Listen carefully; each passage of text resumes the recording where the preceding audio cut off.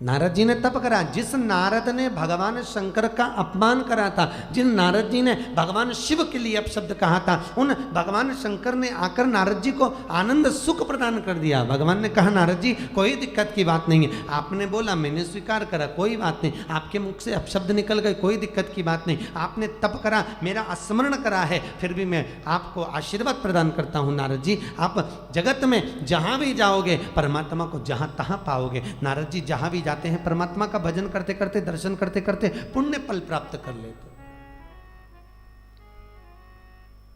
मेरा ही दर्शन।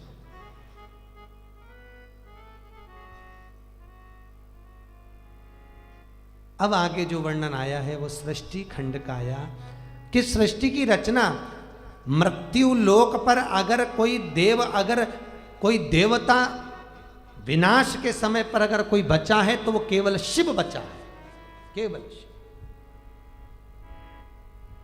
कितनी बड़ी त्रासदी हुई थी 16 जून को केदारेश्वर में, कितनी बड़ी, सब नाश हो गया, सब नष्ट हो गया, सब चले गया, बचा कौन? केवल एक शिव, केवल एक शिव बचा।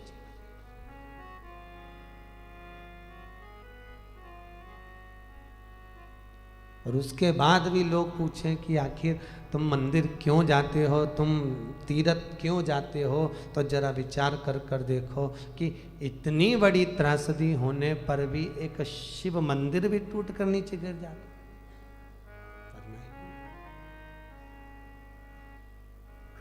प्रलय के समय पर, विनाश पर कुछ भी नहीं है, एक पानी का केवल एक बुलबुला है, केवल एक बुलबुला।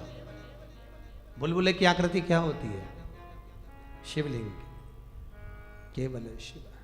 उन्हीं भगवान शंकर के भाग से सुंदर भगवान विष्णु प्रकट हुए, और भगवान विष्णु ने फिर ब्रह्मा को प्रकट करा है नाभि से, और ब्रह्मा जी ने इस सृष्टि का रचना कर दी है। ब्रह्मदेव सृष्टि की रचना करें।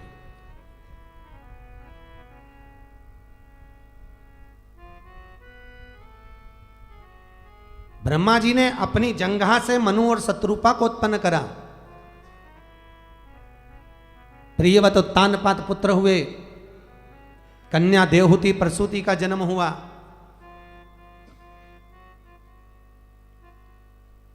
भगवान ब्रह्मा ने संध्या और कामदेव को प्रकट किया।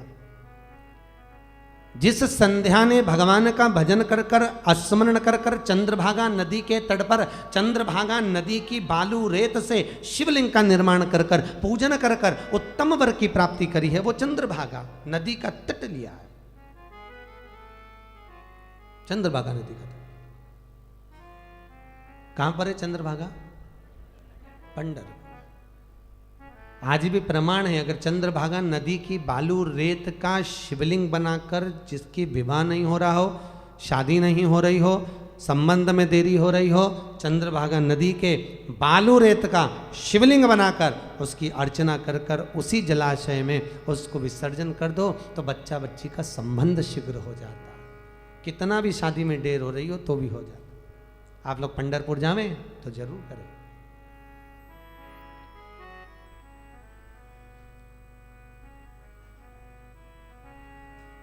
कल यहाँ पर होगा ना माखन के शिवलिंग का अभिषेक के साथ है, कल का तीसरा अभिषेक होगा माखन के शिवलिंग का।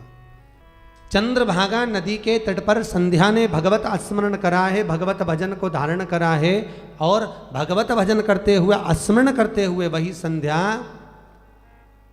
देवयोग से अरुंधति बनकर वशिष्ठ बाबा के साथ में मंगल विवाह इनका हुआ। धर्म संस्कार से जुड़ी अन्य जानकारी के लिए हमारे चैनल को सब्सक्राइब करना ना भूलें।